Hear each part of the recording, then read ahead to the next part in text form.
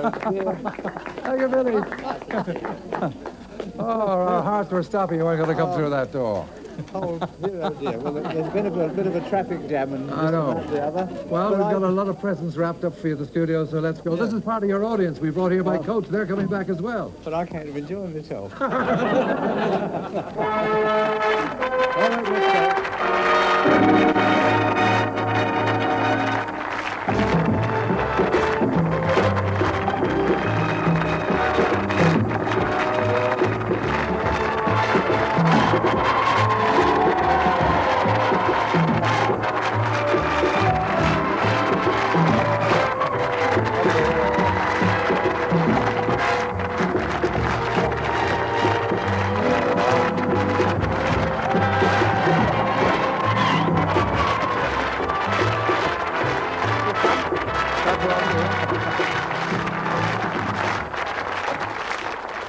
Well, Norman Wisdom, king of comedy mayhem, this is your life, and your first taste of anything even remotely connected with show business came 50-odd years ago when you enlisted as a teenage army band boy and learned to play the trumpet, especially the regimental march of the Royal 10th Hussars in India.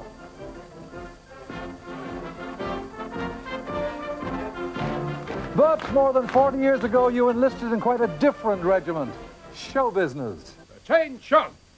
Squad will move to the right. Quick, march! To your pals from the Grand Order of Waterett, Henry Cooper.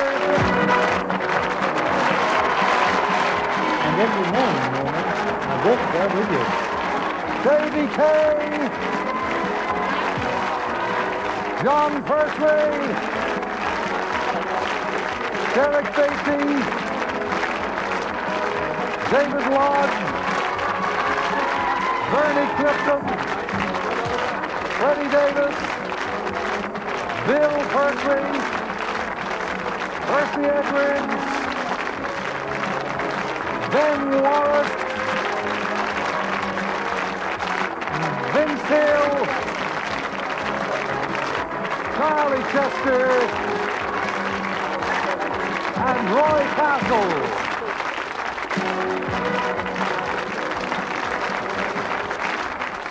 Hey, let me just turn to you, Henry. Henry, you know, Norman's been quite a handy fighter in his time. Did you know that? Oh, he's a bit useful at my old game, he was. They tell we got a lot in common because they tell me he was his battalion champion, the 10th Hussars, and I was my battalion champion. But I must say, you know, he's got some great eccentric walks and he tumbles. He's a great clown, isn't he? People used to hit me on the chin. I used to walk like him and I used to fall and I didn't used to get a laugh. But he's made millions laugh in his lifetime and may always be so, Norman. But that's how, I learnt to fall. You see, I used to get walloped more than you. And I used to fall there, boom, boom. Oh. Well, Norman, this is your life, and today, after more than 40 years at the top, you've won a whole new generation of fans with the popular television showbiz of your hit comedy films, which packed the nation's cinemas in the 50s and 60s. They're using tear gas.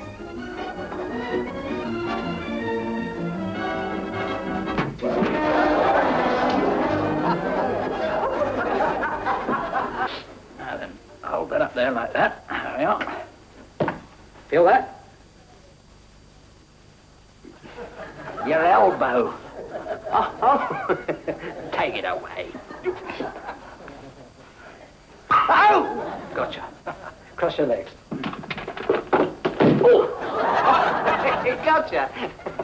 Relax.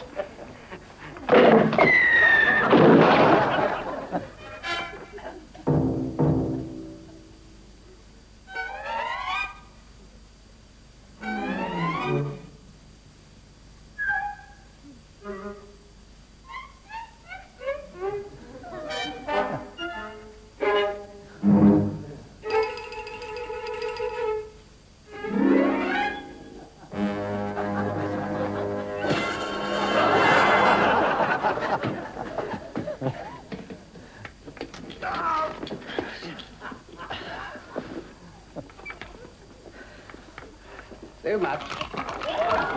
Kill me. Are you all right? Turn it round. Wrong way, sir. Let it come right off a bit. And turn this away, Paco.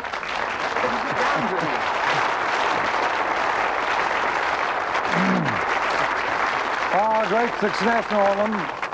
Alas, though, of course, sadness when your marriage failed, but there were compensations, which is why I know one of your favorite film successes was Follow a Star, in which you had two very special co-stars. Then, aged just 6, your son, Nick. And who's this in the same movie? No. Yes, it is. Then, aged just 4. And, of course, they're both here, your daughter, Jackie, and son, Nick.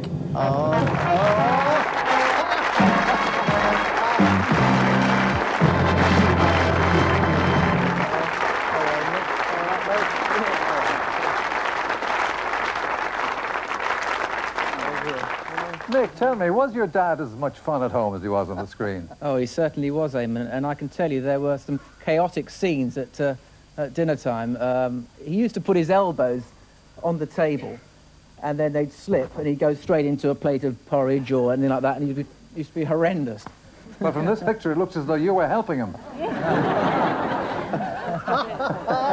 So, Jackie, you both missed him, of course, when work took him away from home. Oh, yes, definitely, Eamon. But the good thing about Dad going away was that when he used to come back with lots of presents for us. Yeah? Such as? Ooh, nice bits of jewellery, necklaces, whatever. Porridge. But he also bought me a pony. And when we first got Jasmine, Dad insisted that he was the first to ride her. Do you remember that, Dad? Yes, I do. And she threw him, Yeah. which amused the few onlookers there, which wasn't planned for Dad, unfortunately. Wasn't deliberate, then. Norman, you were brought up in London's Paddington in the tough times of the 20s. Your late father was a chauffeur and your mother a dressmaker. Home was at 91 Fernhead Road. Right, yeah. And every morning you walked the 400 yards to this school, St. Luke's. And every morning, Norman, I walked there with you. Neighbour and school pal, the local grocer's son. You haven't seen each other for more than 60 years. Jack Bangay.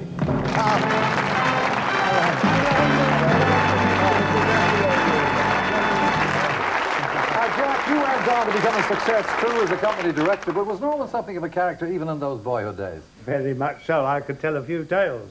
But the thing that people remember him mostly for was the wonderful story of when he was knocked down by a bicycle and hurt his ear and was lying there in the road crying his eyes out. And along came a dear old lady and she said, "Oh, my little fellow, what's wrong?"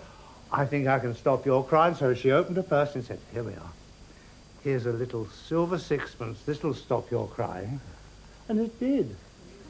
But what people don't remember is the next morning he was in the same place trying to be knocked down again. Thank you, Jack Bangay. Thank you.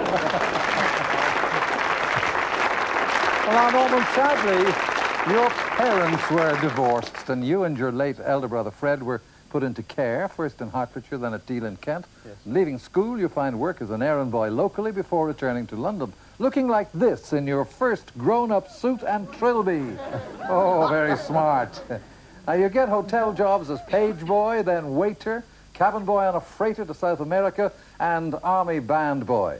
You take up boxing and, in fact, become the flyweight champion of the regiment in India. But you're always making your army pals laugh, and back in England, your army service completed, you resolved to get into show business. But before you could do anything about that, war was declared. You find yourself in 1939 back in the army, this time on the Royal Signals. Now, at Cheltenham, you're in the unit dance band. That's you on the saxophone. Yes. Playing at weekly dances. And one night, when the band took their break, you got your own very first solo break in front of an audience. Your great army pal of those more than 45 years ago, Patrick Dickinson.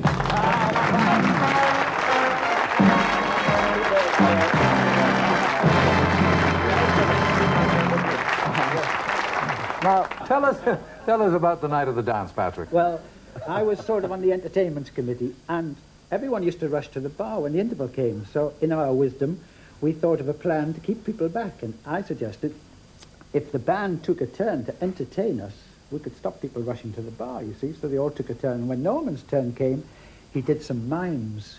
And I can remember 3 of them. One of them was paper tearing. One of them was dancing with ladies of all shapes and sizes. And the other one was the boxing routine. And they all made them fall around the place. Thank you, Patrick Dickinson. Imagine